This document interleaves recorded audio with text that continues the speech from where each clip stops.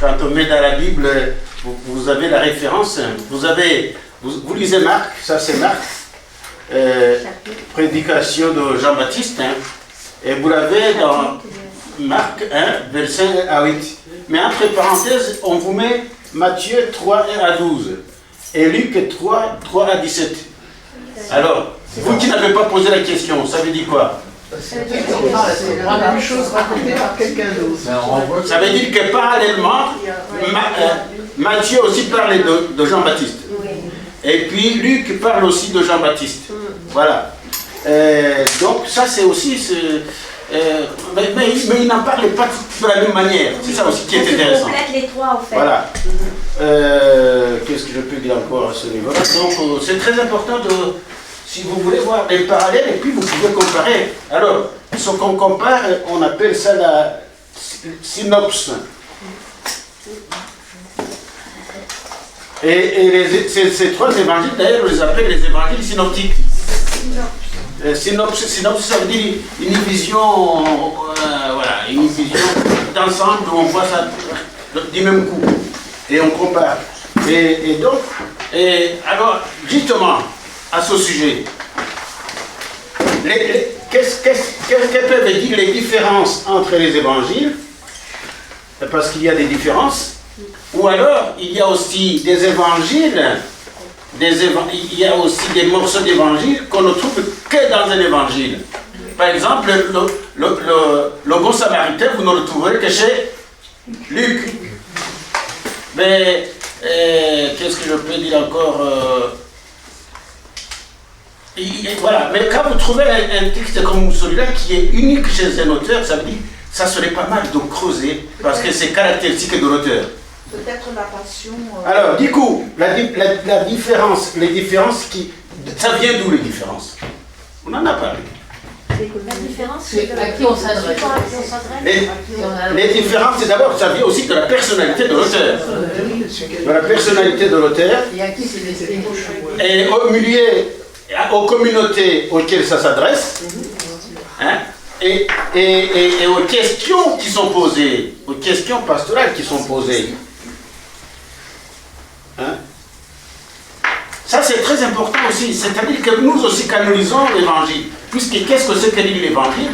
C'est se mettre en contact avec l'identité de Jésus, la personnalité de Jésus. Ceux qui sont à Jean-Marie Vianney ne lisent pas seulement l'évangile que ceux qui sont à Saint-Michel. Ah non, ben non. Parce que... Alors, quelles sont les différences? Déjà les sensibilités spirituelles, parce qu'elles ne sont pas les mêmes. Je calcule là, mais bien sûr. Les sensibilités spirituelles ne sont pas les mêmes. Les origines sociales ne sont pas les mêmes. Très important. Et les parcours individuels ne sont pas les mêmes. Et tout ça, ça joue dans nos lectures d'évangile. Et c'est pour cela qu'il y a aussi la diversité, c'est ça. C'est ça la différence. Il y a généralement, l'Église a eu la tentation de supprimer la diversité, de supprimer les différences. Mais non, ça c'est une erreur. Hein? Mais en même temps, c'est vrai que gérer les diversités, c'est pas évident. Non, c'est pas évident. Mais voilà, donc... Est-ce que ça peut faire référence à des différences politiques? Oui, ça peut faire, oui, bien sûr. Dès que tu as des... Mais qu'est-ce que c'est que la politique? Oui, mais par exemple, il y a des catholiques intégristes, des catholiques... Ah oui, là, ça va plus loin, bien sûr. Qui vont sur la doctrine sociale, tu vois, il y a différentes catégories. Par exemple, il y a une partie des catholiques... Par exemple, il y a des catholiques qui votent du Front National. Normalement, ça ne devrait pas. Enfin, à mon avis. Ça, c'est mon point de vue, je le partage. Mais il y a des cathos qui disent qu'il ne faut pas parler de politique. Oui, eh bien oui, qu'il ne faut pas parler de politique, qu'il ne faut pas parler d'engagement social. Voilà, donc... mais parce qu'actuellement... Mais ça, quand il faut ça, ouais. Ils font de la politique, mais la mauvaise. Bon, vas-y. Excuse-moi. Non, mais tu voulais faire une pause. Enfin, ce que je disais, ce que je voulais dire, c'est que j'avais lu un article dans un journal de gauche Oui, oui, bien sûr. Et donc, il disait qu'actuellement, si tu veux, tu as les pouvoirs de l'argent, notamment ceux qui ont la main mise sur les médias dominants, quoi, avaient tendance à favoriser tout ce qui est catholique traditionnaliste, pas les traditionnalistes. Et donc c'était un mouvement, si tu veux, tu avais de plus en plus de prêtres qui allaient vers ce courant-là, parce qu'ils ont plus de moyens, ils ont plus d'audience. C'était quel journal? L'Humanité Dimanche. Ah, ça c'est gauche. Tout à fait. Oui, mais vous savez que moi, quand je donnais des cours ici à Lyon, les séminaristes me disaient, il y a quelques séminaristes, pas tous, il ne faut jamais généraliser. Quelques séminaristes disaient, vous lisez la Croix? Je dis oui. Ils sont gauchos. Ah mais je t'assure, hein. Ah, mais quand tu entends ça, tu te dis, On est toujours la gauche de quelqu'un. oui, en même temps, il faut comprendre que nos séminaristes, enfin, à l'époque, aujourd'hui je n'en sais rien, quand je donnais des cours là-bas, les séminaristes venaient d'où? Venaient des familles huppées du 92, du 78, etc. Et ils te disaient, bon, tu peux dire tout ce que tu veux, mais les vocations viennent de nos familles. Oui, mais le danger quand même, dans le futur, c'est que vous risquez de faire une église de classe sociale. Enfin, une classe sociale. Et oui, mais on n'en est pas sorti. Hein. On n'en est pas sorti. On n'en est pas sorti. Bon. Alors, ne vous étonnez pas parce qu'on va vous faire passer quelque chose que j'ai fait il y a déjà quelques années, mais c'est le même texte, il n'y a pas de problème. Bon, donc voilà, c'est ça le problème. Donc, il ne faut pas faire de compartiments. Ah mais non, et puis il faut rester ouvert. De toute façon, derrière les journaux, il y a une ligne éditorialiste. Il y a de la politique. Il y a de la politique. Moi j'ai travaillé dans une revue à Louvain-la-Neuve. Hein. Bon, une revue c'est autre chose, parce que c'est scientifique, ça doit être vérifié par d'autres scientifiques, etc. Mais un journal, ben oui, l'humanité c'est pas... Ouais, c'est même pas c'est même pas Libération. Et c'est même pas Le Monde. Et pourtant tous ces journaux sont proches. Hein? Et oui, et puis quand tu vois la valeur actuelle, ça devient encore autre chose. Mais en fait, il faut les lire, sans exclusif, mais il faut savoir qu'est-ce qui est derrière. Voilà, c'est ça le plus important. Et comme ça, on sait analyser les affaires. Et là, je pense, honnêtement, si vous permettez de vous le dire, je pense que les cathos, beaucoup de cathos ont beaucoup d'efforts à faire. Ah oui, parce qu'on s'enferme. Oui, mais beaucoup d'efforts à faire dans... Non, la politique, ça nous concerne. Ça nous concerne. L'engagement social, ça nous concerne.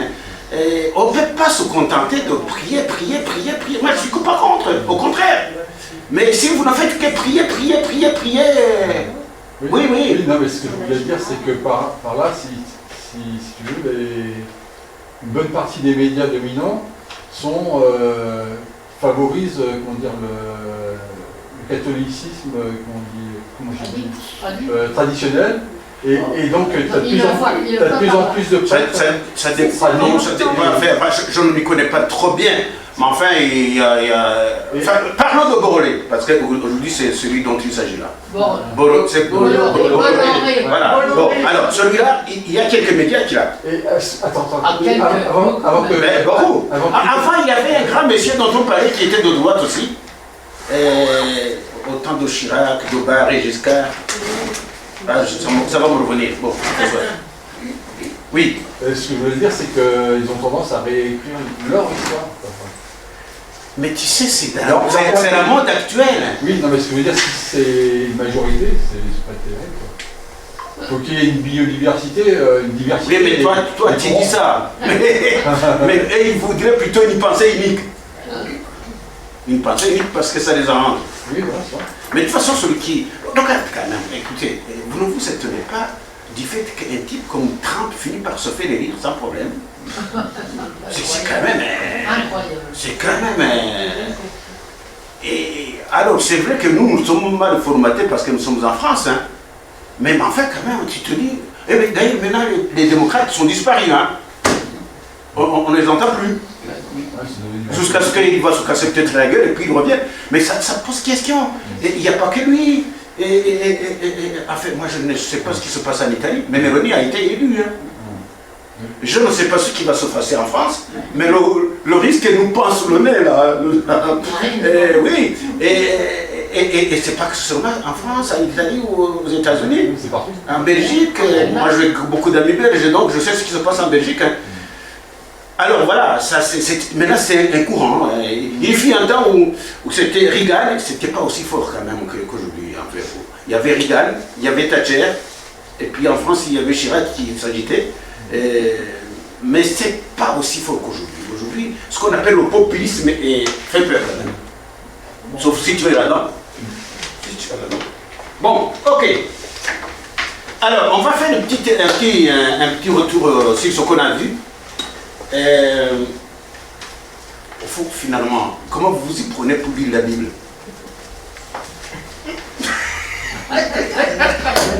C'est ce qu'on devait examiner. Oui. Moi j'ai appris, j'ai commencé à lire Marc. Non mais alors, je peux poser la question autrement. Oui. Comment s'y prendre pour la Bible? Lire le Nouveau Testament. Non, je crois que je m'explique. C'est quoi la question? C'est ce qu'on va voir après. Hein? Méthode? Oui, comment... La Bible, on a bien vu que c'est une parole de vie, c'est ça? Alors, Que c'est...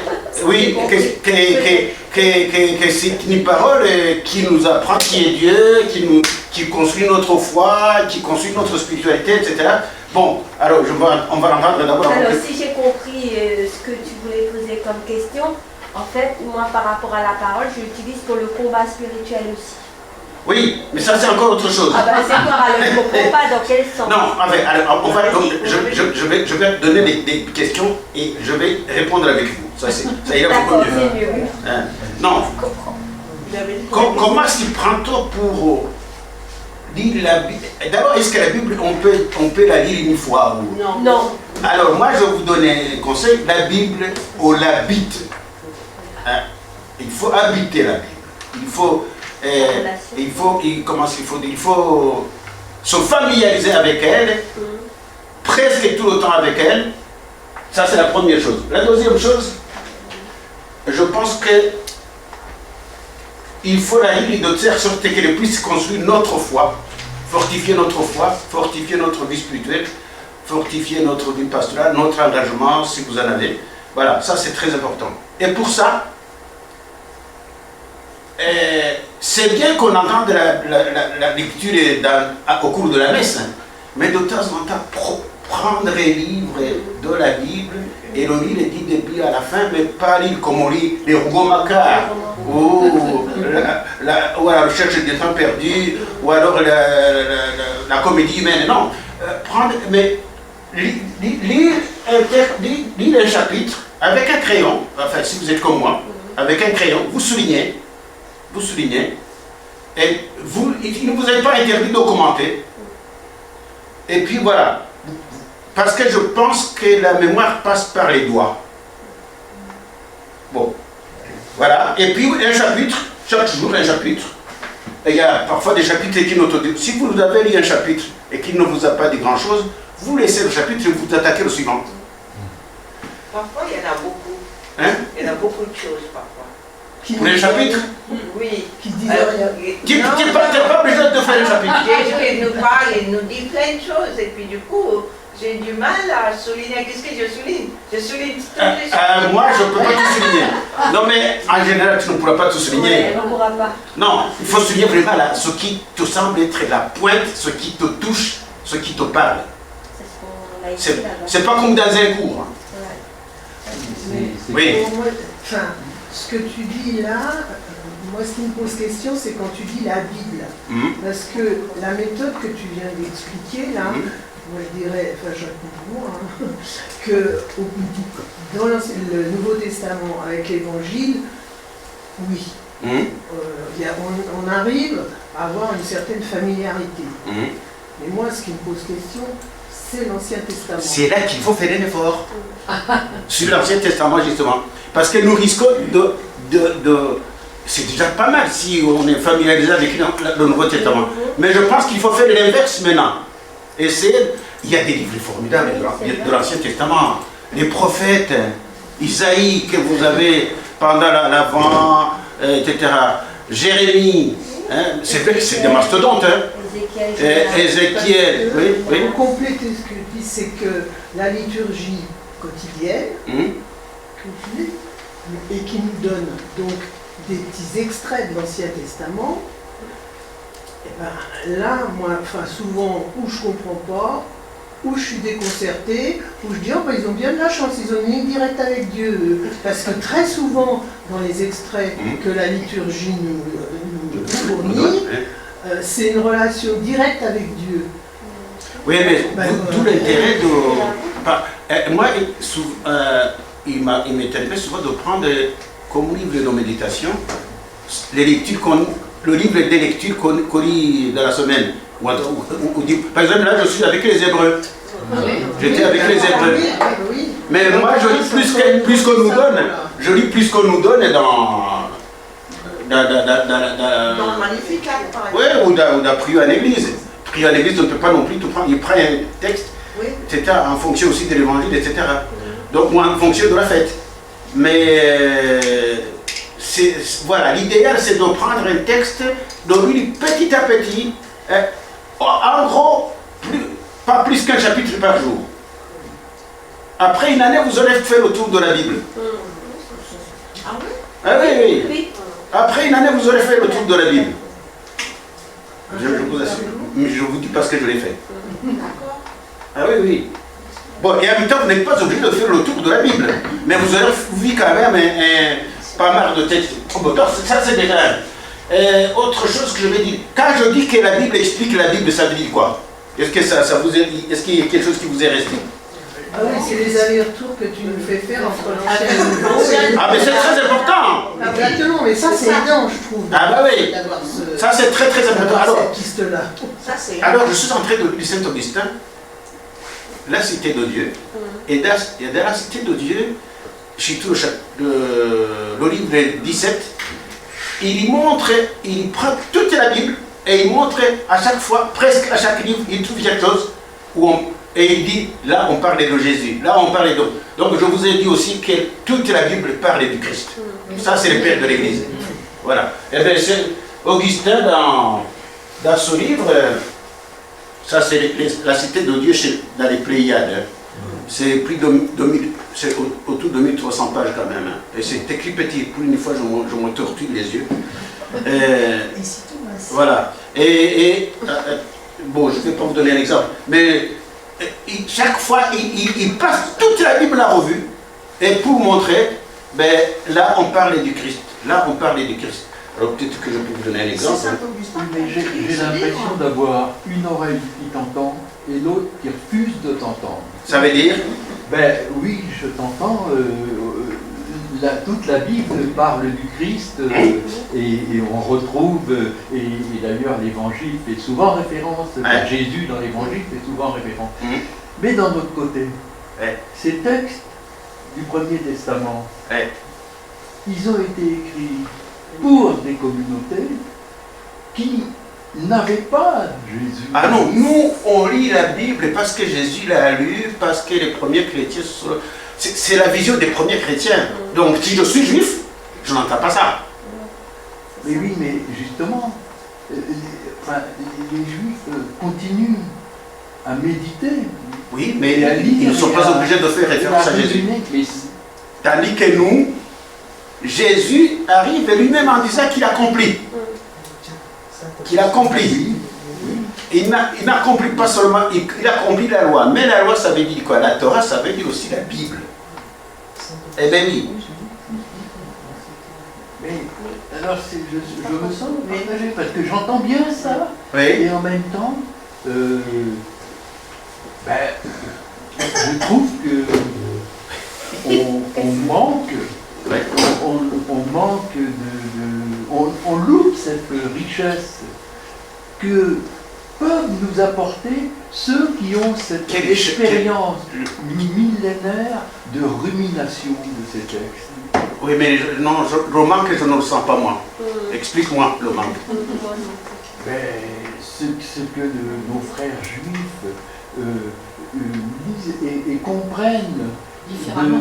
de cette partie de la Bible qu'ils peuvent Oui, lire. mais ce que je viens de dire non m'interdit. Non, attends, ce que je viens de dire ne m'interdit pas d'aller regarder les commentaires des juifs. Oui. Type le Talmud, par exemple, qui commente tous les 5 premiers livres de la Bible. Donc ça, je ne dis pas, je n'ai pas dit le contraire. Voilà. Donc les chrétiens, d'ailleurs, justement, nous sommes invités à aller entendre ce que disent les juifs. Et il est même intéressant de savoir ce que les juifs disent du Nouveau Testament. Oui. Mais oui. Parce que ici, Mais Augustin ne dit pas qu'il ne faut pas, au contraire, il ne dit pas qu'il ne faut pas écouter les juifs. Mais la lecture chrétienne de l'Ancien Testament, et les chrétiennes, parce qu'on pense que déjà à ce moment-là, c'était la préparation du Christ. Mais ce qui n'est pas la vision des juifs. Oui. Mais ce n'est pas parce que les juifs ne voient pas ça parce qu'ils que nous n'avons pas le droit de le faire. ils attendent un Messie. Mais ils attendent toujours. Nous, c'est fini. Voilà. Pour rejoindre un peu ce que dit Michel, moi, ça m'arrive souvent de lire des passages de l'Ancien Testament en me disant « Ah ben oui, quand même, les choses... Enfin, ah oui, on voyait Dieu de cette manière-là, à ce moment-là, et puis petit à petit, tiens, ça c'est un autre regard, et puis tiens, ça a évolué, et puis l'Évangile, ça nous dit vraiment quelque chose d'autre, C'est d'inédit, exactement ça. de la manière dont on se... Parce qu'il faut quand même se rappeler que c'est des textes qui sont écrits par de main d'homme, et c'est des représentations qu'on essaye de... On ne peut pas parler de Dieu autrement. Bah voilà. On peut pas... C'est des représentations qu'on essaye de se transmettre, et qui évoluent, et qui... Ah ben, heureusement, sont... heureusement. Parce que le Dieu de l'Ancien Testament, c'est pas le Dieu de Jésus-Christ. Hein. Ah ben, c'est pas notre Dieu en tout cas. Ah ben oui. Voilà. Ah ben oui. Mais en même temps, on comprendra notre Dieu qu'en passant par là. Hein? Mais c'est pas le Dieu de Jésus-Christ. Le Dieu de Jésus-Christ, c'est un Dieu d'amour et de miséricorde. Et en même temps, vous avez déjà dans l'Ancien Testament Dieu de tendresse et de pitié. Plante à la colère et plein d'amour. Mais vous voyez, toujours, son va-et-vient. Si tu vas voir Osée, C'est ça. Non, mais c'est extraordinaire, Osée. Mais regardez, Osée 6.6. On l'a vu l'année passée. Osée 6.6. Osée 6.6, ce n'est pas le sacrifice que je veux, mais l'amour, la miséricorde et la justice. Donc Mais c'est oui. Dieu. Mais oui, Bah oui. c'est Dieu qui parle. Il met ça dans la bouche de Dieu. Donc, oui. C'est quoi Osée? Osée, c'est un prophète. Ah oui, bon. Un petit peu. Osée 6.6. Moi, je prenais Ça, le- c'est célèbre. Osée 6.6, c'est célèbre. Non, c'est pas osé Joséphine.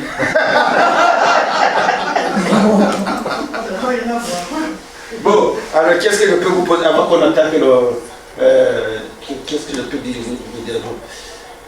Oui, alors je pense que la Bible explique la Bible aussi par les notes qui sont en bas de la page. Et par les références, justement, ça c'est pas oui, par les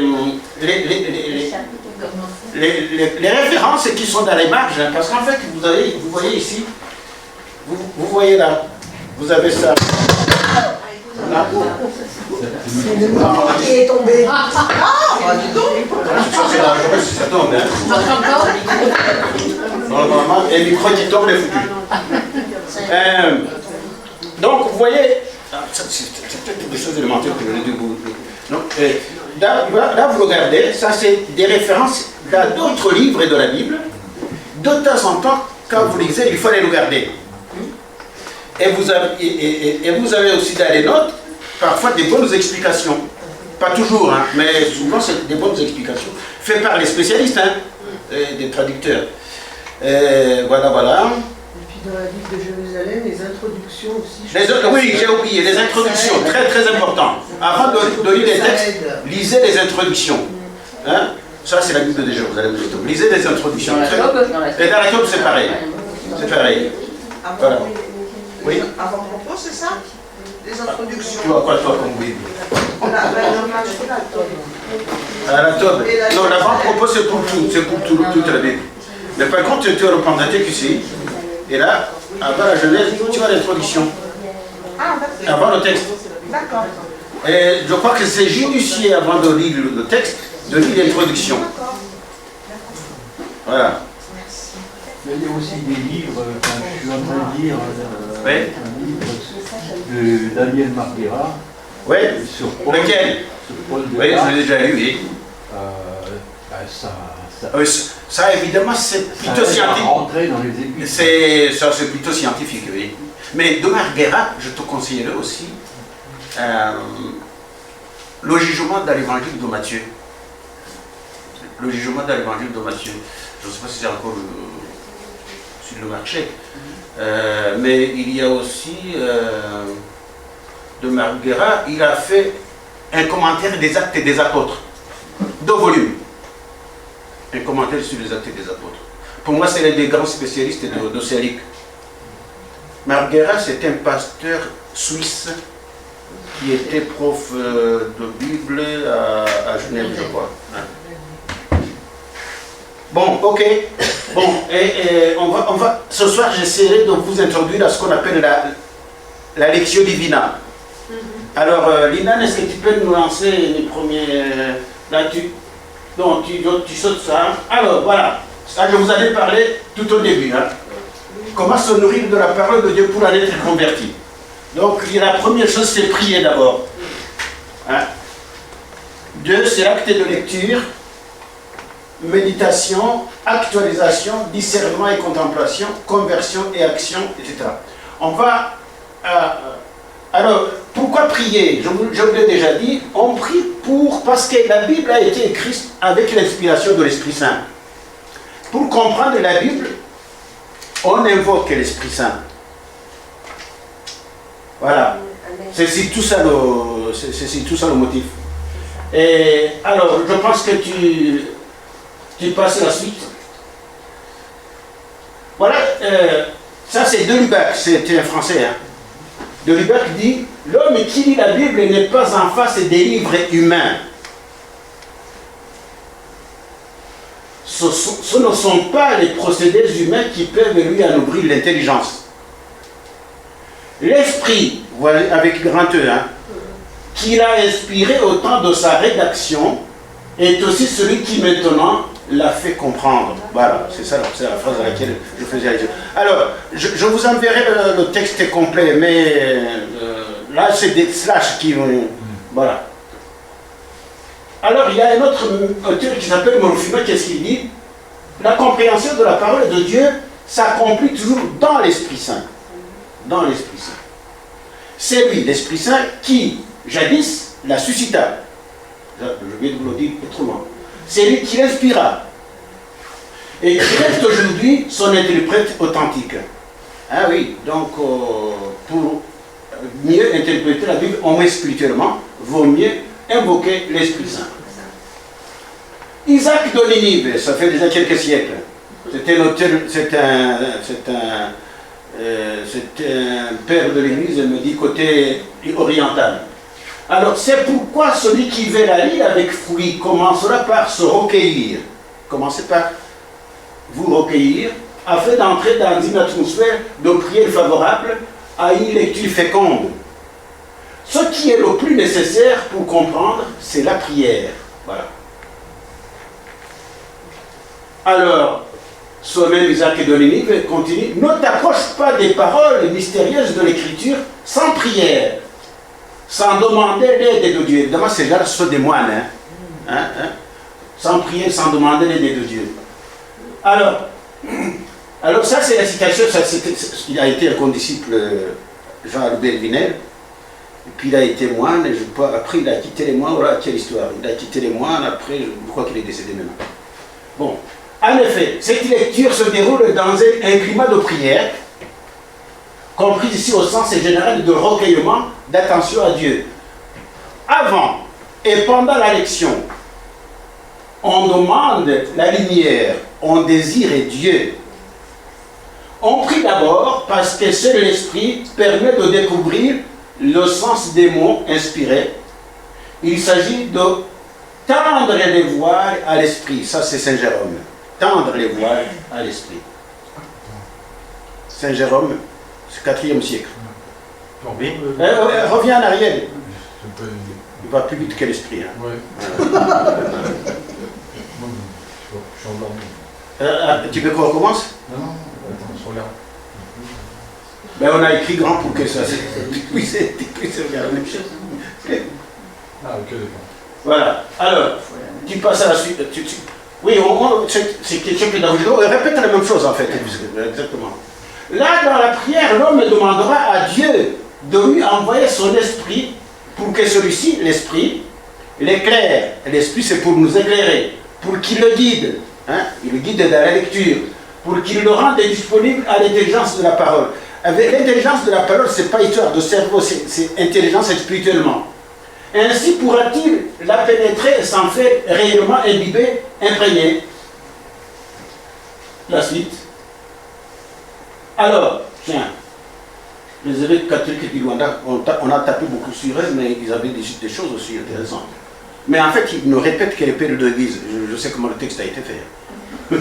Avant de lire la Bible, nous devrions commencer par prier pour demander à l'Esprit Saint d'éclairer nos intelligences, de nous faire accéder à la vérité tout entière. Hein? Ça c'est Jean. Avant d'ouvrir la Bible donc et de s'appliquer à la lecture de la parole de Dieu, l'invocation de l'Esprit s'avère incontournable. Incontournable. Voilà. Non mais c'est... bon, alors, Verbum Domini, c'est donc, ça c'est une exhortation apostolique qu'a faite Benoît XVI après une réunion des évêques sur la parole de Dieu. C'est souvent comme ça que ça se fait. Alors, donc, voilà, ça, on va répéter la même chose. Comme la parole de Dieu vient à nous dans le corps du Christ, la parole de Dieu vient à nous dans le corps du Christ, dans le corps eucharistique, ok? Et dans le corps des Écritures, il y a 3 pains en fait. Après, je vais expliquer ça. Donc, il vient à nous dans le corps du Christ, dans le corps eucharistique et dans le corps des Écritures, par l'action de l'Esprit Saint. Hein? Vous voyez, quand le prêtre célèbre la messe, à la consécration, c'est ça. Hein? Bon. Et nous venons de dire que les Écritures, c'est sous l'inspiration de l'Esprit Saint. C'est ça? Mais il y a aussi la parole. Voilà. Par l'action de l'Esprit Saint, de même, elle ne peut être accueillie et comprise pleinement que grâce à ce même esprit. Bon, voilà. Donc, de toute façon, c'est incontournable l'esprit. Alors, tu passes à l'autre. Et pourquoi cette demande de l'esprit est si importante? Bon, en fait, c'est déjà compris dans ce qu'on vient de dire. Alors, encore une fois, Luther et Dolibat.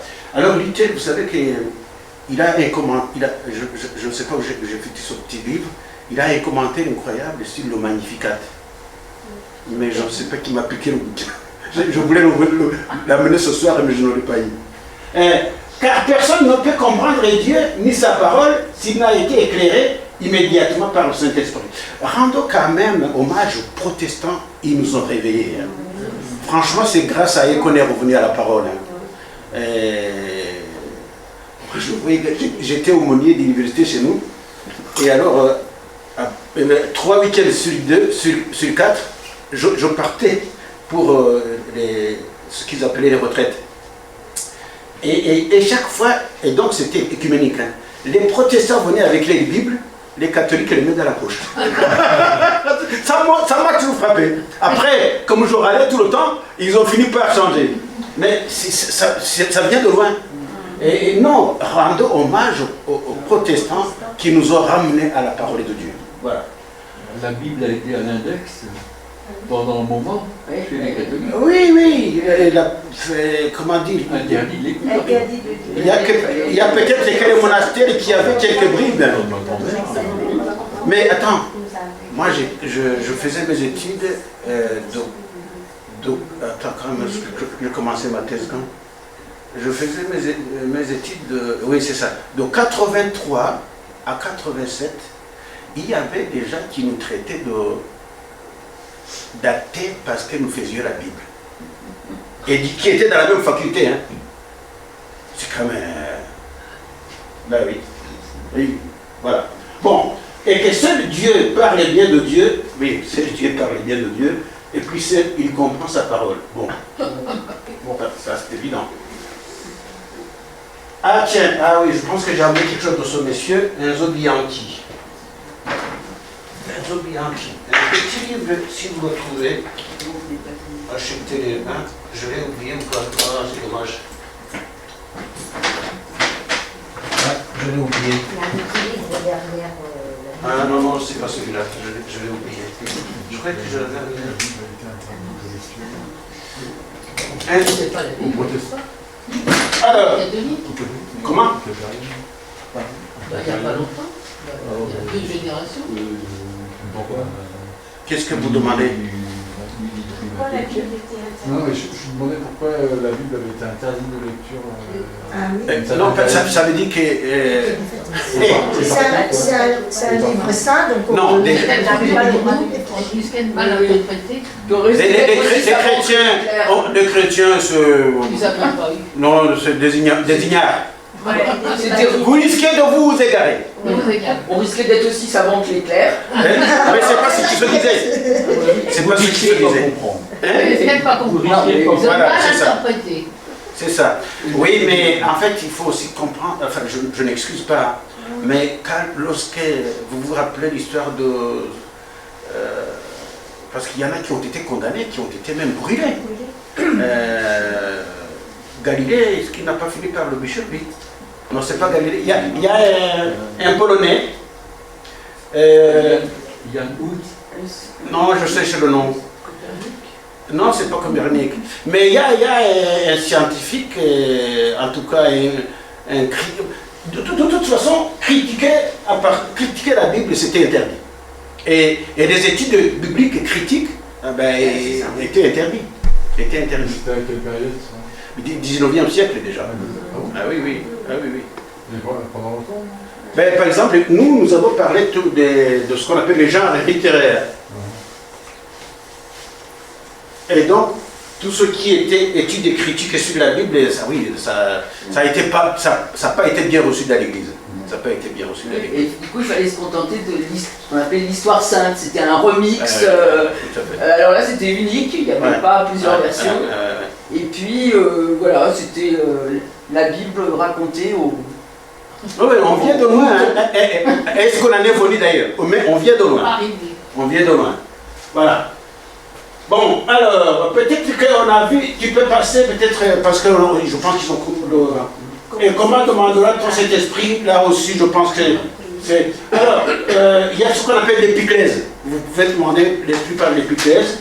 Il y a aussi des prières à l'Esprit Saint, hein, comme Veni Sancte Spiritu, donc vient Esprit Saint, etc. Tiens, avec les équipes animatrices, qu'est-ce qu'on a chanté? Viens esprit de sainteté, viens esprit de lumière, voilà. Et puis, il y en a des auteurs qui pensent aussi qu'on peut aussi dire un jour vous salue Marie. Et pourquoi, vous savez pourquoi on le dit? Parce que Marie, normalement, comment il s'appelle? Louis-Marie Grignot de Montfort dit que quand l'Esprit Saint voit Marie, il accourt. Mais en même temps, au début, je vous salue Marie, pleine de grâce. Pleine de grâce, il y en a qui disent, on peut dire aussi pleine de Dieu ou pleine de l'Esprit Saint. Dans ce sens-là. Mais bon, le plus important pour moi, c'est l'épiclèse. Hein. Ok, allez, on passe. Alors, on peut aussi commencer par le Notre Père. Hein? Ou une autre prière spontanée, qu'elle soit de louange, de remerciement ou de demande, pour que l'invocation de la lumière de l'Esprit Saint soit sauve, hein, et que le cœur soit réellement préparé pour l'écoute. Tout ça, c'est pour se mettre dans les conditions. Voilà. Ok, tu passes encore. Dans cette prière, au début de la lecture, on se recueille, mais ça on a fait, donc tu passes la suite. Allez, voilà, l'acte de lecture. On va voir la question. Comment se nourrir de la parole de Dieu pour en être converti? Non, ça c'est pas vrai. Alors tu passes à... Voilà. Alors je ne sais pas si vous connaissez cet auteur qui s'appelle André Rouffoux. et avec ce livre qui s'appelle Seigneur, apprends-nous à prier. Donc c'était un moine trappiste qui était au Mont-des-Cas. C'est dans le nord. Hein. Donc il a écrit de très bons petits bouquins. Voilà. Donc la parole de Dieu ne s'olira pas goulûment, encore moins dans l'agitation. Alors là, vous aurez le temps d'aller regarder ça, je ne vous lis pas ça. Quand et comment lit-on la Bible de Dieu? Ah ben voilà, c'est ça la question que je vous ai posée tout au début. Alors on y va. Les auteurs qui ont réfléchi conseillent presque tous de la lire fréquemment. Voilà, fréquemment. Pas de temps en temps, fréquemment. Et si possible chaque jour. Et d'avoir avec elle une profonde intimité, je dirais même une familiarité, mais familiarité c'est moins fort qu'intimité. Voilà, donc c'est ça, fréquemment, si possible chaque jour, et d'avoir avec elle une profonde intimité. Voilà, tu passes à l'autre. Alors, je vous donne quelques exemples. Saint Jérôme. Alors, entre parenthèses, Saint Jérôme, il a travaillé beaucoup la Bible, hein, mais c'était un sale caractère. Il méprisait Saint-Augustin, c'était à la même époque. Bon, voilà, donc ça c'est... Bon, mais voilà ce qu'il dit. Fais-toi de ta cellule, parce qu'il est témoin aussi, comme un paradis. Cueille le fruit varié des Écritures. Et, en fait, chacun d'entre nous devrait se faire une petite Bible dans la tête. De toute façon, on peut demander quelle est la Bible de Sylvie, quelle est la Bible de Michel, quelle est la Bible de Juvenal, et il y a moyen. Il y a moyen de savoir quelles sont les références bibliques qui reviennent souvent dans chacune de nos vies. Et ça, c'est important, hein, c'est révélateur. Bon, voilà. Donc, fais-toi de ta cellule comme le paradis, cueille les fruits variés des Écritures, fais tes délices de ces saints livres et jouis de leur intimité. Et toujours la Bible à la main. Bon, là, pas comme... Bon. Mais ça veut dire ce que ça veut dire. Et toujours la Bible. Mais à l'époque, tu sais, de toute façon, il n'avait pas beaucoup d'autres livres. Hein. Bon. Et lui, peut-être qu'il aura l'humanité dans la main. Mais si à côté, il est là. Ah, tiens, comment il s'appelle Karl Barth. Karl Barth, un grand protestant, 20e siècle, grand théologien. On lui demandait comment est-ce qu'il construisait ses homélies. Ben, j'avais la Bible dans une main et le journal dans une autre. Et je les croise. Voilà. Et toujours la Bible en main et sous les yeux, apprends mot à mot le psautier. Alors, il paraît que la plupart des pères de l'Église connaissaient la Bible par cœur. Encore une fois, il n'avait pas beaucoup d'autres livres. Hein. Mais vraiment, il lit. Bon. Mais je pense que chacun d'entre vous peut se constituer une petite Bible grâce à sa mémoire. Bon, et toujours la Bible en main et sous les yeux, apprends mot à mot le psautier, que ta prière soit incessante. Ça c'est donc 4e siècle. On est au 6e avec Grégoire le Grand. Grégoire le Grand qui fut pape et qui était bénédictin. Il dit, étudie, je t'en prie. C'est ce que vous faites. Hein? Oui. Étudie, je t'en prie. Médite chaque jour les paroles de ton Créateur. Chaque jour. Encore une fois, chaque jour. Bon. Enzo Bianchi, c'est un Italien qui a fondé une communauté œcuménique à Beauce. Hein?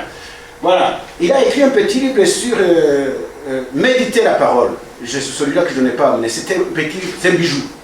Méditer la parole. Et voilà ce qu'il dit. Tous les jours, médite la parole de Dieu. Prends comme conseiller Moïse. J'aime cette phrase. Isaïe, Jérémie, Pierre, Paul, Jean. Prends comme conseiller suprême Jésus-Christ, afin d'acquérir le Père.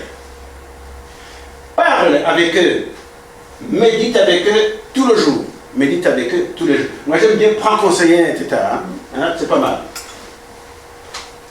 Encore lui, on continue. Lis le texte.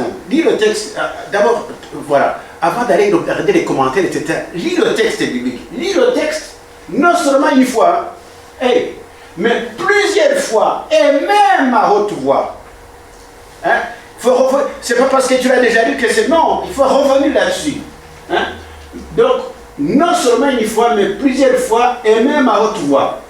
Hein, j'avais un condisciple à l'école secondaire, il nous embêtait parce qu'il répétait ses cours à haute voix. Et il n'était pas lui le premier de la classe. Hein. Voilà. Donc, et si, parce que le chant et parfois la voix, ça... Si tu sais un passage presque par cœur et que tu es tenté de le lire en vitesse, c'est notre cas. Hein, ça nous arrive. Eh bien, ne crains pas de recourir à des moyens qui t'empêchent cette lecture rapide et superficielle, écrit et recopie. Ne lis pas seulement avec tes yeux, mais reste attentif à essayer d'imprimer le texte dans ton cœur. Ah oui. Il nous arrive quand même de connaître les textes par cœur. Ah ben oui. Il y a encore des passages parallèles. Ah, c'est ce qu'on a dit tout à l'heure, hein, des passages parallèles. Hein? Il y a encore des passages parallèles où recherche les références à marge, on l'a dit, hein, de la Bible de Jérusalem ou de la Tobe, qui sont d'une grande aide. Élargit le message, complète, aborde d'autres passages qui ont rapport à celui du jour, parce que la parole s'interprète par elle-même. Je ne sais pas si vous vous rappelez qu'on a fait presque tout ça. Hein? Voilà. Toutefois, il y a quand même une nuance, une formation biblique, quand bien même ne serait qu'une vulgarisation, c'est ce que nous faisons, hein, eh bien, n'est pas du tout superflue. Elle est nécessaire. Elle est plutôt vivement souhaitée. Hein. La connaissance de quelques éléments d'histoire et de géographie d'Israël se montrera également indispensable pour saisir, par exemple, la parabole des vignerons homicides. Hein? Qui continue un peu. Là, il y a des choses qui ont été coupées, mais par exemple, quand on parle des pharisiens, il faut savoir ce que c'est. Des sadducéens, il faut savoir ce que c'est. Des scribes, il faut savoir ce que c'est. Est-ce que vous savez ce que c'est? Non, mais c'est important. Ou alors, savoir que la géographie de la Palestine et de l'époque, en tout cas, je vais vraiment faire schématiquement. Et il y a, dans le nord, qu'est-ce qu'on peut classer? Il y a Judée, Galilée et Samarie. Dans le nord, qu'est-ce que je mets? Galilée. Dans le sud, le plus au sud, je mets quoi? Exactement. Et le reste, c'est la Samarie. C'est ça qui est étonnant. C'est la Samarie. Mais ça, c'est important à savoir. Mais c'est pas la Palestine, ça n'existait pas. Non. Mais ça, en tout cas, c'est le milieu de Jésus, c'était celui-ci. Hein? C'était le milieu de Jésus. Hein? Alors, et n'oubliez pas que donc, Nazareth se trouve où? À Galilée. Exactement. Donc, et Jérusalem? En Judée. C'est exactement ça. Ça veut dire qu'il venait quand même du nord et il traversait la Samarie. Et souvent, ça se faisait par ici. Bon, voilà. Bien. Des fois, il y a des cartes dans les Bibles. Il y a des cartes, oui. Oh oui, on m'a dit, tu fais bien de le dire. Non, chaque Bible, comme celle-ci, a une carte. La Bible de Jérusalem, généralement, a une carte. Je vais vous le montrer. Voilà. Voilà. Ça, il faut le garder. Tu vois, la Samarie, la Galilée et la Judée. Bon, alors, ok. On arrive un peu à la méditation. On a un peu de temps. Alors, Jean Leclerc, dont Jean Leclerc, c'était aussi un moine il était le Luxembourg, il était de site de Clérivaux. Alors, il dit méditer. Alors, il écrit ça à partir de Saint-Bernard. Méditer, c'est s'attacher étroitement à la phrase qu'on récite, ou bien qu'on lit, en peser les mots, pour parvenir à la plénitude des sens. Par exemple, je suis le chemin, la vérité et la vie. Alors, si vous voulez aller plus loin, le chemin, ça veut dire quoi tout ça? Le chemin. Le seul chemin qui ramène à Dieu, le Père. Le chemin qui nous mène vers le Père. Ok? Je suis le chemin, la vérité. C'est lui la vérité. Il est vérité. La vérité qui nous parle aussi du Père. Alors, et la vie? C'est la vie de Dieu à nous. Hein, voilà. Donc, c'est s'attacher étroitement à la phrase qu'on récite en peser les mots pour parvenir à la plénitude des sens. Et puis tout ça, vous voyez, évidemment c'est le réflexe, hein, quand je lis un texte, tout de suite, il y a 2 ou 3 textes qui arrivent, mais qui ne sont pas de ce texte-là. Et vous, ça enrichit tout de suite le texte que vous lisiez. Hein. Bon. Alors, donc méditer, c'est assimiler le contenu, donc là, s'approprier le contenu des textes au moyen d'une sorte de mastication. Les auteurs anciens parlaient beaucoup de mastication. Hein? Mastiquer, c'est quand vous mangez. Hein? Hein? Ça veut dire qu'on compare la parole de Dieu à de la nourriture. Hein? Donc, c'est assimiler le contenu des textes au moyen d'une sorte de mastication qui en dégage la saveur. En un mot, c'est le goûter le texte. Goûter le texte. Je n'ose pas dire le savourer, mais c'est goûter le texte. Hein? Voilà. De toute façon, on a parlé de saveur. Ok, c'est parti. Alors, tu reviens. Enzo Biaggi, encore lui, méditer, qu'est-ce qu'il dit? C'est lire et relire. Hein? À un certain moment, on va dire c'est comme une vache qui rumine. Hein? Voilà. C'est lire et relire, mâcher et murmurer, ruminer et réciter, fixer dans l'intelligence, conserver dans le cœur la parole pour parvenir non à la discussion, ça c'était la scolastique, non aux sensations, ça c'est la dévotion moderne, mais à la prière, c'est ça qui est important, à la prière, à la contemplation, donc à l'action. L'importance de la parole de Dieu, l'intérêt de la lire, c'est qu'elle nous amène à prier avec. Et puis qu'elle nous amène à contempler. Et surtout à agir. C'est très important. Hein? À agir.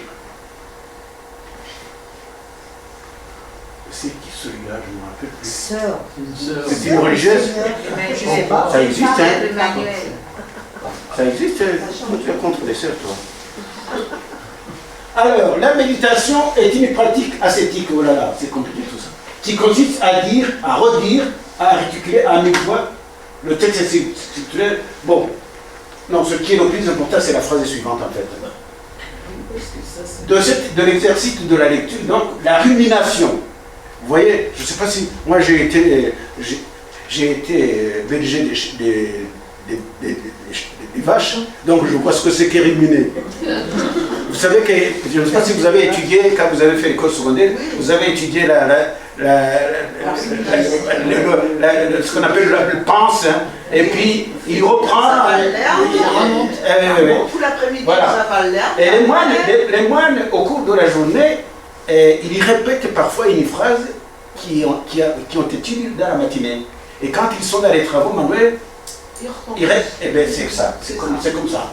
Hein? Donc la rumination constitue une image très expressive dans la mesure où ce terme suggère un processus d'assimilation lent, paisible, progressif, au prix d'une activité incessante, voire obstinée, sans hâte et sans paresse. Sans hâte et sans paresse. Hein? Ouais. Ben voilà, hein? L'écriture ne s'assimile pas sans se mâcher. Ah, il faut vraiment la mâcher. Hein. Et puis, il y a une... Moi, écoutez, espérer contre toute espérance. Ça, c'est une parole qui m'a merdé. Enfin, pardon, Eh bien, parce que je n'arrive pas à comprendre. Eh bien, j'ai compris. Tu sais comment? Pendant la guerre. Lorsque j'étais prisonnier, j'ai compris. Parce que je ne croyais pas que j'allais sortir d'où j'étais. Et puis, je me suis rappelé cette phrase. J'ai compris. Ah, donc, espérer contre toute espérance, c'est continuer à espérer quand il n'y a plus d'espérance. Eh bien oui, j'ai compris. Eh oui. Il y a des situations qui t'amènent à mieux comprendre l'évangile. Et il y a l'évangile qui t'amène à comprendre les situations. C'est un problème aujourd'hui. Hein? C'est un problème aujourd'hui, cette question de l'espérance, oui. Avec un monde qui nous paraît incertain, de crainte, avec pour les jeunes, l'avenir de la planète, le problème écologique. Espérer C'était Espérance C'était quand c'était hier, je ne sais plus. J'étais avec dans un groupe où on parlait des jeunes. Et on dit que les jeunes, il y a une partie des jeunes qui ne veulent pas faire d'enfants. Parce qu'ils ne voient pas pourquoi quel avenir. Le monde qu'on leur propose ne les font pas rêver. Quoi. Non. Mais en même temps, tous les jeunes ne sont pas comme ça. Moi, je les fréquente. Hein. Tous les, heureusement. Hein. Mais quand même, en gros, cette lame de fond existe. Hein. Il n'y a pas que les jeunes, il y a aussi les vieux. Oui, non, mais disons les adultes, les plus âgés, oui. Mais au fond, nous, si, je veux dire, il y a des motifs de désespérer, mais il y a aussi des motifs d'espérer. Mais il faut faire un effort de regarder les motifs d'espérer. Les motifs de désespérer, on vient d'en parler tout au début. On a parlé si on parlait de la politique, il n'y a pas beaucoup à espérer. Mais en fait, la politique, c'est pas ce que nous voyons. Si tu vois l'Assemblée nationale de la France, oui, c'est un petit peu désespéré. Mais en même temps, il y a quand même qui aurait pu... Enfin, je ne sais pas ce que ça va donner, mais qui aurait pu croire que Bayou allait y arriver avec les socialistes. Mais ça donne à espérer quand même. Ah ben, je vois que vous n'espérez pas. Non, mais... Ce qui est important, c'est d'avoir un horizon. Non, mais là, il ne peut pas en avoir. La situation la plus compliquée que nous avons, c'est la situation du fait que le déficit est quand même énorme. Hein.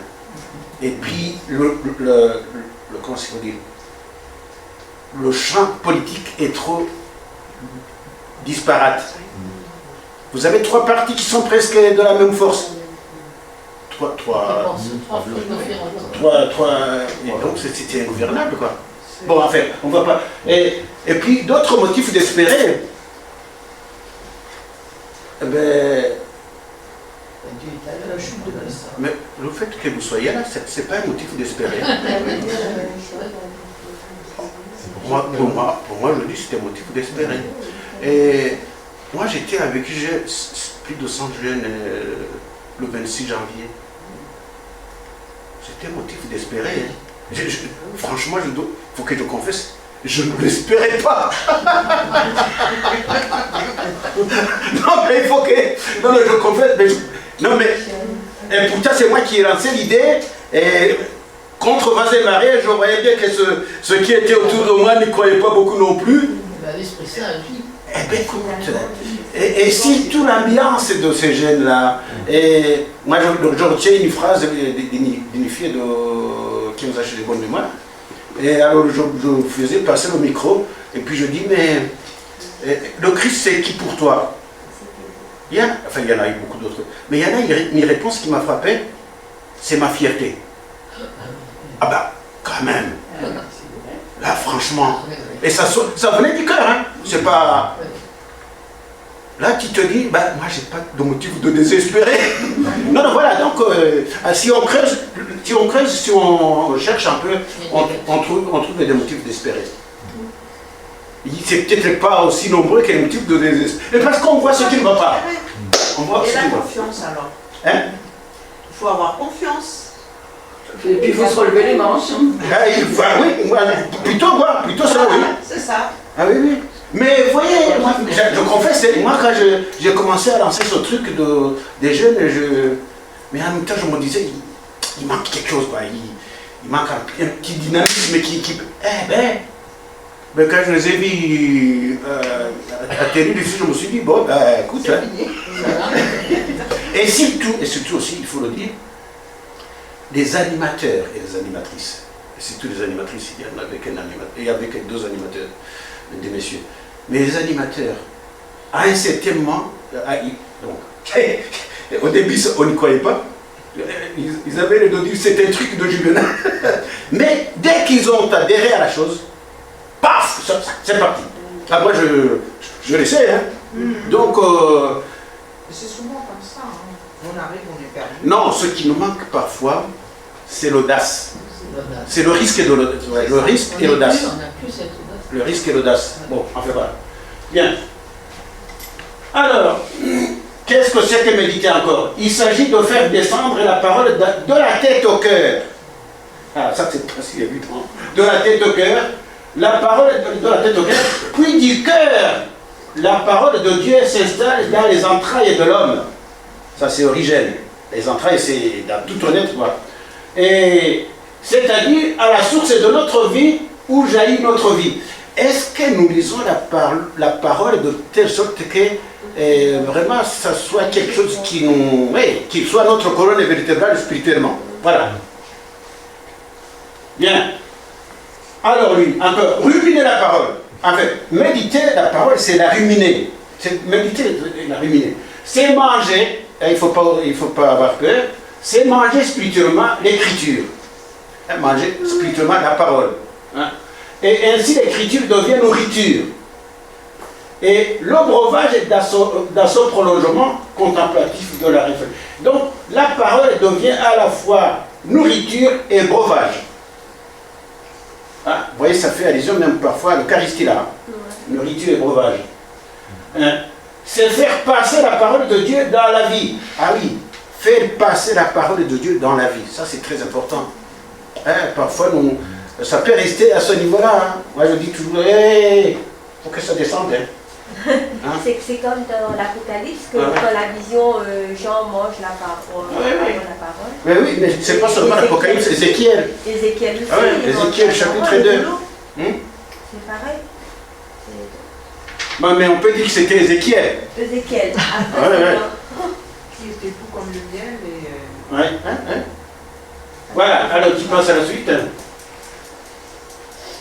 Alors, la méditation est l'acte de nourrir sa vie spirituelle, donc sa foi, par la mendication de la parole divine. Ça, c'est moi qui synthétise un peu tout ce qu'on vient de voir. C'est l'acte de nourrir sa vie spirituelle, ou sa vie de foi si vous voulez, par la mendication de la parole de Dieu. Manger la parole, évidemment, c'est la méditer. Attention, ne prenez pas les pages et puis vous les mangez. Et c'est quoi la mendication? C'est l'acte de manger. Ah bon? Oui, mais on approche chaque jour. Hein.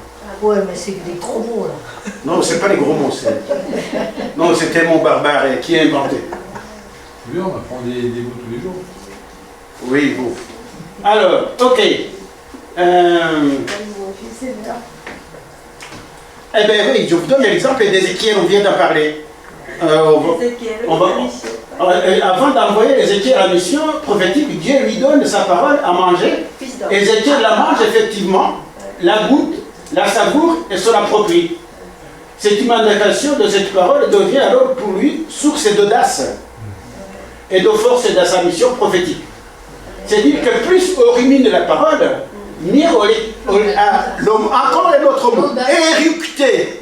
Oui, ça, bonjour. Éructé. Ça, c'est le terme de Saint-Augustin. Éructé. Éructé. Ça vient de là. Mais donc, alors, tu passes l'autre. Vous tenez encore le coup? Oui. Alors, Saint-Augustin, justement, lorsque tu écoutes ou lorsque tu lis, tu manges. C'est à ce moment-là que tu manges. Hein? Tu manges la parole. Lorsqu'à partir de là, tu réfléchis, donc, par exemple, tu fais la théologie ou tu prépares ton homélie, tu rumines dans ce cas-là. En sorte que tu sois un animal pur et non impur. Ça, c'est lui ça. Alors, il continue, je continue la suite. Et donc, les réputations. Alors, ça, Jean-Louis Chrétien, c'était un philosophe français qui a travaillé beaucoup sur Saint-Augustin. Il a écrit un livre qu'on appelle Les Actes de la Parole. Et donc, il continue dans la ligne de Saint-Augustin. C'est l'instant où la parole de Dieu dont nous nous sommes nourris, les réputations, c'est ça ce qu'il explique. C'est l'instant où la parole de Dieu dont nous nous sommes nourris et que nous avons fait nôtre par la rumination, laquelle a transformé et imprégné notre être, va être par nous et pour l'un de nos actes, et par l'un de nos actes, renvoyé, exprimé, proclamé. Par exemple, une femme qui fait de la catéchèse, un prêtre qui prêche dimanche, normalement, il éructe. C'est lui qui Bah, C'est normal. Voilà. Il a mangé, Déshydraté quand même, hein. digéré, Voilà. on est d'accord, hein. Tu dis? Je dis c'est normal. Une fois qu'on a mangé, Oui. qu'on a ruminé, qu'on a bien digéré, Ouais. il faut bien qu'on ressorte ce qu'on a acquis en nous. Oui, mais c'est ça qui est connecté. Ah, du coup, on peut dire éructation, Ouais. bon, ça ne Oui. plaît pas trop. Oui, quoi. halte On peut penser à la vomir. méthanisation aussi. Hein. Alors, l'auditeur devient un répondant actif. Ça, c'est compréhensible quand même. Et l'éructation désigne la prédication. Voilà. Voilà. Oui. Ça ne veut pas dire cracher. Non, mais ça peut roter, écoute. Alors, donc, la conclusion. Mange donc ainsi afin d'éructer. Reçois ainsi afin de donner. Tu manges lorsque tu apprends. Tu éructes lorsque tu enseignes. Là, je suis en train d'éructer. Tu éructes, non, tu manges lorsque tu écoutes, tu éructes lorsque tu prêches. Ce que tu as mangé, c'est cela que tu éructes. Enfin, il faut dire que, je ne sais pas si c'est pas Saint-Augustin, c'est Saint-Grégoire Saint-Grégoire le Grand qui dit, là je crois que Saint-Augustin aussi le dit, j'apprends avec vous. Donc, avant de prêcher aux autres, qui te prêche à toi-même. Mais c'est très important. Bon, voilà. Alors tu passes à la suite. C'est comme un peu prophétisé, c'est ça, de son... Quel but poursuit la méditation? Le but. Ça. Je voulais faire une photo. Mais vous aurez le texte, hein. Mais par contre, vous n'aurez pas les trucs comme ça. Vous aurez le texte construit. Ça, c'est des petits sables pour comprendre. Elle n'a rien donné. Non, non, elle a donné. Elle Il faut qu'il me donne pour que je donne. Qu'est-ce qu'il y a? Merci. Alors, l'authentique méditation tend à une seule fin, c'est quoi? Accroître la communion avec Dieu. Ça, c'est le but. Hein? Si vous lisez la parole de Dieu, c'est pour rentrer en communion profonde avec Dieu. C'est apprendre à connaître l'intérieur de Dieu, apprendre à connaître Dieu, à s'approprier ses pensées sur le monde. Ça, c'est voilà. Le but de la méditation est donc de nous transformer en demeure du Père, du Fils et du Saint-Esprit. Nous le sommes déjà, hein? Parce que Saint Paul dit que nous sommes le temple de Dieu, que nous sommes le temple de l'Esprit, dans les épîtres aux Corinthiens. Et c'est l'un des, donc la méditation est un des chemins des plus sûrs pour être quoi? D'être en communion et en intimité avec Dieu, de demeurer en Dieu, d'être sa demeure. Alors le mot demeure et demeurer, ça c'est des termes que j'aime beaucoup. Hein. De nous attacher, de nous unir à lui pour mieux le connaître et le faire connaître. Hein? Pour mieux le connaître et le faire connaître. Alors, quand est-ce qu'elle atteint son but? Lorsqu'elle nous fait acquérir ce bien suprême qu'est la connaissance de Jésus-Christ. Ah oui, ça c'est Saint Paul qui dit, le seul but que j'ai c'est de connaître le Christ. Hein? Voilà. Il s'agit de le connaître, dit Saint Paul, et la puissance de sa résurrection, et la communion à ses souffrances, de devenir semblable à lui dans sa mort, afin de parvenir, s'il est possible, à la résurrection d'entre les morts. Qu'est-ce qui vous frappe dans ce texte? Qu'est-ce qui vous frappe dans ce texte? Ce texte est trop de Philippiens là. Quel est le mystère qui est décrit là-dedans? Alors, ce bien suprême et quelle connaissance du Seigneur, il s'agit de le connaître. Bon, jusque-là ça va. Lui et la puissance de sa résurrection. Et la communion à ses souffrances. De devenir semblable à lui dans sa mort, afin de parvenir, si c'est possible, à la résurrection d'entre les morts. Il s'agit du mystère pascal là. Là, nous sommes dans le mystère pascal. Oui. Bon, alors seulement il nous donne la force de comprendre avec tous les saints ce qu'est la largeur, ça c'est encore dit Saint Paul, mais aux Éphésiens, ce qu'est la largeur, la longueur, la hauteur, la profondeur, et de connaître l'amour du Christ qui surpasse toute connaissance. Bon, alors tu avances, si tu veux, tu vas à l'actualisation. Je vous ai dit qu'on termine par l'actualisation. Je vous ai dit la dernière fois que si on lit la parole de Dieu et qu'on n'arrive pas à actualiser, on n'est pas allé jusqu'au bout. Mais l'actualisation est parfois plus difficile parce que c'est engageant. C'est engageant. Donc, dans l'actualisation, qu'est-ce qu'on fait? Ben, Donc, il faut encore que le texte devienne mien, que je me l'approprie, que je me l'applique. Quel en est le sens pour moi? Il ne suffit pas de chercher ce que le verbe signifiait au moment de sa rédaction, mais il importe de savoir ce qui signifie au temps présent. Hein, au temps présent. Tu passes hein? Eh bien, lire fructueusement la parole de Dieu, c'est l'actualiser. Hein? Certes, la parole de Dieu est millénaire, oui, oui, ça, hein? Mais elle reste toujours neuve et actuelle. C'est pour ça que nous la lisons. Claudel, hein, vous savez que lui c'est un converti. Hein? Et Claudel dit quoi? Il n'est pas juste de dire que nous interrogeons l'écriture. C'est vrai que nous le faisons quand même. Mais il serait plus exact de reconnaître que c'est l'écriture qui nous interroge. Et qui trouve pour chacun de nous, à travers tous les temps et toutes les générations, la question appropriée. Il n'y a rien à faire. Mais le motif fondamental de l'actualisation se trouve dans la pratique même de Jésus. Eh oui. Et donc il n'y a pas longtemps qu'on a lu cet évangile. Lors de sa prédication inaugurale dans la synagogue de Nazareth, Jésus lit en Isaïe, vous connaissez le texte par cœur, hein? Il n'y a pas longtemps qu'on l'a lu. Voilà. Bon. Et puis qui passe comme ça. Et Luc doit continuer. Il replia le livre, c'est ça. Il le rendit au servant et s'assit. Tous dans la synagogue se tenaient les yeux fixés sur lui. Alors il se mit à leur dire, aujourd'hui, c'est le mot important, aujourd'hui s'accomplit à vos oreilles ce passage de l'écriture. Là, il actualise. Là, il actualise. Quelqu'un qui entre? Je ne sais pas. J'ai fermé parce que comme c'est... Attention, à cette heure-ci, quelqu'un qui sonne. Ah oui. Tu es sûr que c'est à la porte? La porte a été ouverte? Non, non, elle a fermé avant de...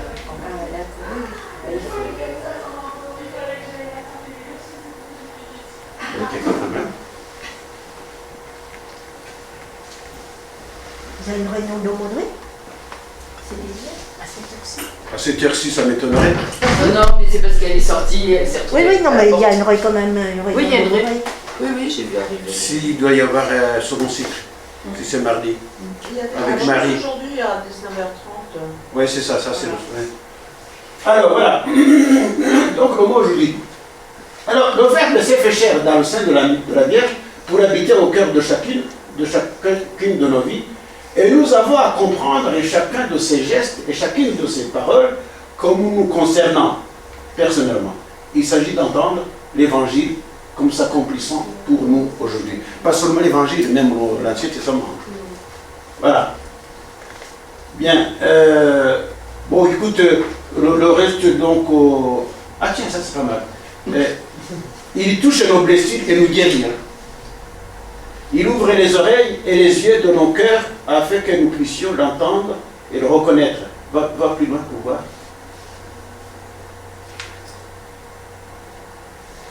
Bon, allez, je vous fais grâce de la suite. On vous enverra le texte, et là c'était que des flashs. Linda va vous envoyer le texte, message. Comme ça vous aurez le temps de le méditer tranquillement. Voilà. Les riptés. Pas trop, parce que sinon, les gaz à effet de C'est vrai que c'était beau quand même. C'est pas écolo, là. Non, non. Retenez l'image. Donc, ok. Ben oui, j'ai vu que j'ai tenu finalement. Ouais.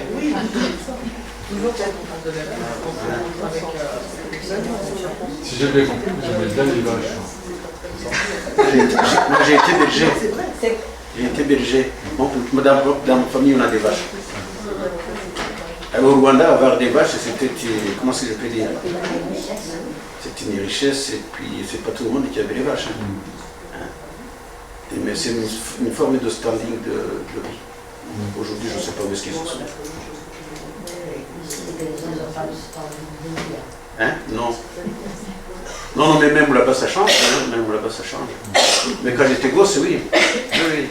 Mais c'est difficile à comprendre l'image du berger dans notre situation ici en Oui. France. Qu'est-ce qu'on voit comme berger? On en voit en montagne. C'est des mercenaires. C'est Ouais. des gens qui sont là temporairement pour s'occuper d'un troupeau, mais ils n'ont pas cet attachement. Oui, tandis que nous, on gardait les vaches et les enfants se succédaient pour garder les vaches. Hein.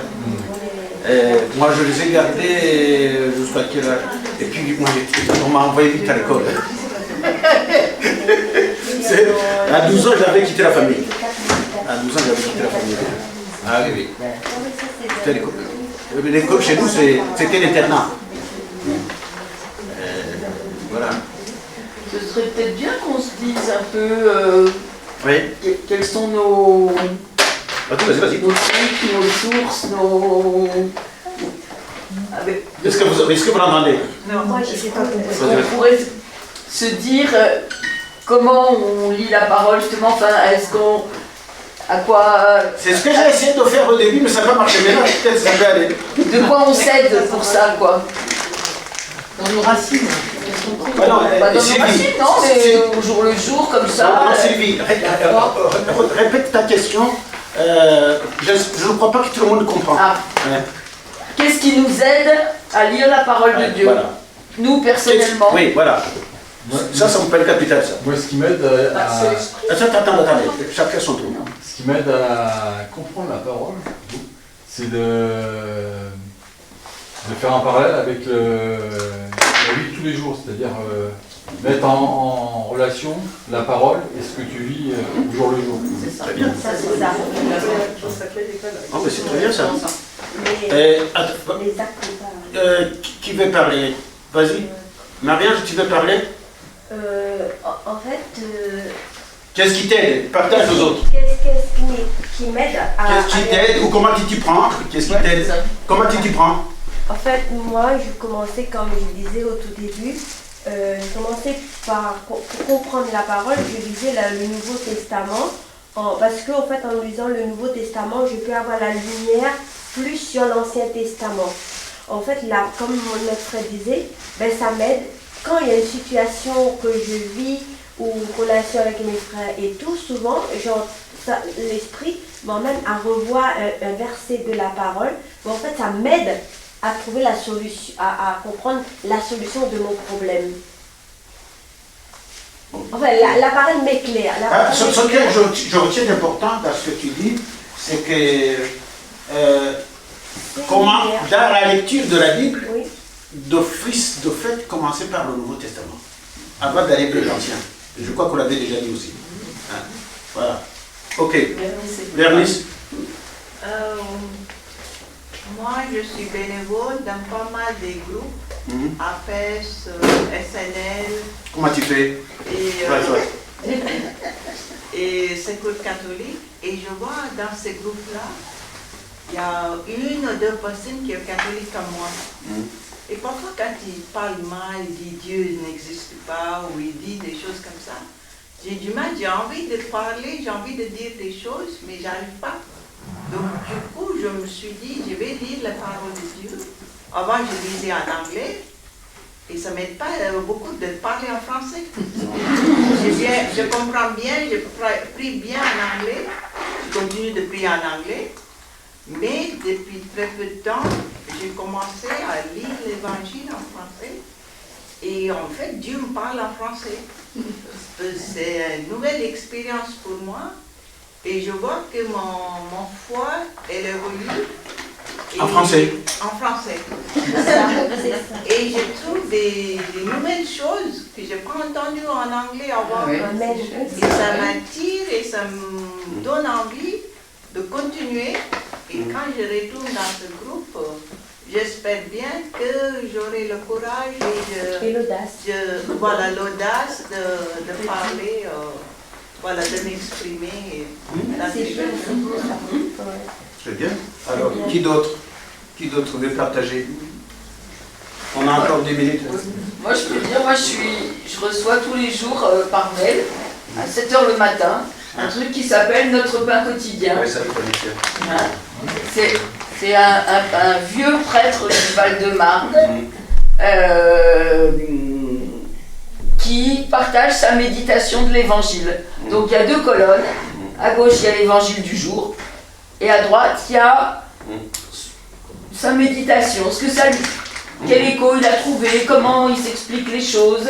Voilà. Et bien rien que ça, moi franchement je peux dire que ça m'éclaire sur le texte. Parce que des fois le texte, soit je le connais mais il ne me dit rien. Alors que là justement ça m'aide à me dire ah ben oui ça me concerne moi aussi. Les commentaires des autres peuvent nous aider. Moi aussi. Et donc c'est tous les jours. Et le dimanche, il laisse la parole à un laïc. Ah, c'est ça. Et donc, une laïque qui comment, alors qu'il a prévenu à l'avance, qu'il a proposé de le faire et tout. Et le dimanche, c'est un ou une laïque qui fait le même travail. Et donc c'est un peu différent parce que c'est pas tout à fait la même manière de lire, de prier. Et moi, je peux dire que ça me nourrit beaucoup. Et il y a une rubrique comme ça s'appelle le pain quotidien, il y a une rubrique qui s'appelle les amis de la boulange, c'est-à-dire les amis du boulanger, donc et de ses lecteurs. Et donc les gens peuvent réagir s'ils ont un truc à dire. C'est pas mal, les amis du boulanger. De la boulange, de la boulange. S'ils ont un truc à dire pour dire j'ai pas compris, ou moi je le comprends pas comme ça, ou voilà, moi c'est très important pour moi ce que tu as dit là, etc. Et ben ils l'écrivent, et puis comme ça tout le monde en profite. Voilà. Et puis, par ailleurs, mais il n'est pas obligé de tout lire, il envoie aussi des articles de journaux qu'il a lus, un peu, je ne sais pas combien de journaux des fois, il pioche des articles qu'il trouve intéressants, et il dit, c'est pas forcément ce que je pense, mais c'est des articles qui m'ont fait réfléchir. Donc vous pouvez les lire, c'est intéressant, voilà. Bon. Mais la première chose, c'est l'évangile du jour, toujours. Autre partage, je trouve ça intéressant. Hein. Moi, quelque chose qui m'a beaucoup réveillée il y a quelques années, c'est quand j'ai connu la fraternité Saint-Marc, apprenait l'évangile de Marc en continu. Et comme c'est une traduction un peu différente et très près des origines, et donc les mots étaient différents et du coup, des mots qui nous semblaient usés, ça nous réveillait. Et vraiment, tout le temps qu'on a fait mais il faudrait que je fasse un autre livre en continu pour me réveiller. J'ai connu Michel à Palaiseau, il est venu à Palaiseau pour ça, avec une dame qui s'appelait Brigitte Danel, ma mère, qui est décédée. Ma mère en Saint-Marc. Ah, et il chantait l'évangile de Marc. Alors je l'ai taquiné à l'époque. Ah, vous allez encore danser la parole de Dieu. Oui, je sais que je disais ça. Et voilà. Non, c'était. Et puis ça donnait du monde quand même. Hein. Merci. Maintenant, il faudrait ajouter une autre traduction qui réveille de nouveau. Colette, vous voulez parler? Moi, ce qui m'aide, c'est les lieux où on partage la parole avec d'autres. Et donc, quand on en a envie, soit on est à l'initiative de lieux comme ça, on en a démarré l'année dernière à quelques-uns sur le secteur parce qu'on a envie de ce genre de partage. Bon, on essaye aussi de le faire au niveau d'un petit groupe de lecteurs justement de la parole le dimanche. Oui, moi c'est l'échange avec les autres. Si, ça nous aide. Ils me font voir des trucs que je ne vois pas toute seule. Parce que bon, c'est sûr que toute seule, je lis la parole quotidiennement. Sauf que bon, je ferai une petite réserve sur beaucoup de citations que tu nous as données. C'est des moines. Oui. Et nous, on n'est pas des moines. On est dans le 21e siècle avec une vie qui n'est pas une vie moniale. C'est des moines, c'est vrai, mais ce qu'ils disent, ils se nourrissent de la parole de Dieu. J'ai pas besoin d'être moine pour. Ça veut dire c'est des situations qui sont vraiment. On est dans des situations les uns et les autres. Il faut s'approprier la parole de Dieu dans la situation où on est. Et bien oui. Et on n'est pas dans la situation des moines. Non. Et c'est une sœur de moine qui le dit. Hein. Oui. Michel? Oui. On est aussi client du boulanger. Et c'est vrai que moi je tire mon chapeau parce qu'il fait ça tous les jours. Il en est à plus de 1500 ou 1600 tous les jours. C'est assez impressionnant. J'ai quelques petites fraîcheurs parce que, excuse-moi Juvénal, mais ça sent que c'est un curé. Ça sent Tu as rien contre les curés? Non. Non, mais enfin bon, il y a des fois, ça m'agace un peu. C'est ça, mais il a Mais on vient de dire qu'on lit la parole de Dieu tel qu'on est. Mais je voulais mentionner aussi, tu as parlé il y a la dernière fois d'un livre d'André Ouénin. Oui. Et il fait un commentaire chaque dimanche des textes liturgiques du dimanche. Et je trouve ça extrêmement nourrissant et on peut trouver ça sur Internet. C'est hébergé sur le site des Dominicains. Chez les Dominicains, ça je connais aussi. Alors justement, le lien entre l'Évangile et l'Ancien Testament, il est spécialiste quand même. Il est surtout spécialiste de l'Ancien Testament. Ça aide vraiment, enfin moi je trouve ça très nourrissant. Non, et puis sa lecture de la Bible, il utilise beaucoup aussi la psychanalyse. Mais de façon vraiment très fine. Hein. C'est pas si tu veux, oui, il a une anthropologie qui emprunte des psychanalystes, mais bien foutu, hein, je dois le dire. Comment c'est écrit, Ouénin? Ouénin, c'est double. Ouénin. André. Ouénin. On va commencer par les commentaires. Il a écrit un livre sur Joseph. Joseph, l'apprentissage à la fraternité. Et puis un autre livre sur les 11 premiers chapitres de la Genèse, les errances de l'humain. Les errances de l'humain. Et beaucoup d'autres livres. Hein, et beaucoup d'autres livres. Un deuxième sur la suite. Et puis je pense qu'il y en a un livre qu'il a écrit sur pas seulement de pain. Parce que pas seulement de pain. Hein. Et beaucoup d'autres livres, non, il est de ma génération, mais lorsque j'étais à Louvain, lui il était à Rome. Tu l'as jamais vu comme professeur? Non, nous sommes presque de la même génération. Attendez, c'est quoi ça? Et donc, quand il est arrivé à Louvain, j'étais déjà parti au Rwanda. Par contre, j'étais en classe avec un certain Marie-Pierre Pochou, c'était son condisciple au grand séminaire. Mais lui, il n'a pas les allé jusqu'au bout, il a quitté, etc. Mais Ouénin, il n'a pas allé jusqu'au bout, même au niveau des études, hein, il n'a pas fini. C'est un prêtre? Lui, il était prêtre, lui, il est prêtre. Ouénin, c'est un prêtre du diocèse de Namur. Hein? Et donc sinon, je vous rappelle la suite du programme des soirées de Jardin 3. Hein. Je ne sais pas si certains ont participé l'an dernier au partage d'évangile Prends-Élie avec Benoît Dubigeon. Après Pâques, je crois.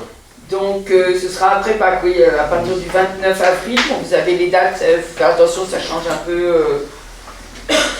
Alors, ce sera de 18 à 19h30 là par contre. Oui, normalement c'est jeudi, il n'y a que Juvénal qui a changé. Mais je sais pas si... Ah bon? Si, souvent c'est des jeudis. Bon, normalement c'est 1h30, c'est jeudi. Et bon, puis, voilà, donc là il y aura 4 soirées, 29 avril, 6, 15 et 22 mai. Et donc là c'est l'idée, hein, c'est ce qu'il avait déjà proposé, que le texte descende de la tête vers le cœur, quoi. Vraiment accueillir le texte, le laisser retentir en nous et tout. Voilà. Mais avant ça, le 14 mars, on aura Gérard Écu qui nous fera une soirée sur l'Église dans le monde de ce temps. Bon, je vous lis pas tout le papier, mais vous savez. C'est à 20h. On va essayer d'impliquer tous les prêtres. Hein. Voilà. L'année prochaine, ça sera les laïcs. Et... On va dire ça. Pour la formation des prêtres. Non, mais Pour la formation des prêtres. Alors, on ne va pas l'interrompre. On va la laisser, je la lecture. Ça leur ferait du bien hein, d'entendre ce qui se... les questions, absolument. Non, non, mais très sérieusement, hein, je fais ça. Très sérieusement, moi je m'étonne de l'absence quand même de prêtres qui pourraient se former en venant à ce genre de soirée. Parce que... je vais te dire. Ouais. Depuis que je suis de la diocèse, je n'arrête pas de former, de donner des formations, mais des laïcs qui sont en face de moi. Et chaque fois, les laïcs me disent, est-ce que ce que tu nous dis, tu le dis aux prêtres? Je dis, non, je ne le disais pas devant moi. Non, mais c'est pour leur voilà. Mais effectivement, au moins, on s'est dit qu'on allait les faire bosser, donc ils ont chacun une soirée. Mais j'ai une question quand même. Bon, c'est avec plaisir qu'on vient faire ça, mais je suis aussi étonné quand même de... Vous êtes nombreux, mais pas plus que ça. Aujourd'hui, il y a moins. On était à peu près une petite trentaine d'habitude, et là, on est la moitié. Voilà. Non, mais c'est peut-être parce qu'il y avait un autre événement à 19h30. Bon, donc, la question de fond, c'est pas celle-là. La question de fond, parce que nous, on a envie de continuer à intervenir de la mesure du possible, de continuer en tout cas ces formations. Est-ce que ça vaut la peine, quoi? Oui. Moi, je ne sais pas. Hein. Parce qu'on se pose toujours des questions. Hein. Sinon, c'est pas là. Hein? Sinon, c'est pas là. Oui, mais vous qui êtes là, évidemment, vous ne pouvez que dire oui. Oui. J'ai juste une petite question. Là. Vous avez dit qu'on va recevoir les... Le texte, le dernier, les autres non. Le texte, le dernier, vous allez le recevoir. Parce que c'est théorique ce que je vous ai dit aujourd'hui. Mais là des jours précédents, on a plongé vraiment dans la Bible pour voir comment on fait. Même s'il y avait des commentaires, là vous n'aurez pas le texte là-dessus. Mais par contre, le texte d'aujourd'hui, vous l'aurez. Ça sera en totalité. Il reste encore une séance avec vous. Non, c'est fini. C'est pour ça que j'annonce. C'est fini. Juvenal, le premier. Oui. Le premier aussi. Le premier aussi, oui. Le premier aussi, le deuxième. Peut-être que justement l'année prochaine, je prendrai peut-être les livres de l'Ancien Testament. Pour le travailler. Et vous voyez, la Bible, enfin ça je ne l'ai pas dit, c'est pas en quatre soirées qu'on peut pas. C'est juste donner envie. Hein. Mais ça demande toute une vie, et encore. Donc, je pense qu'on reviendra l'année prochaine pour continuer.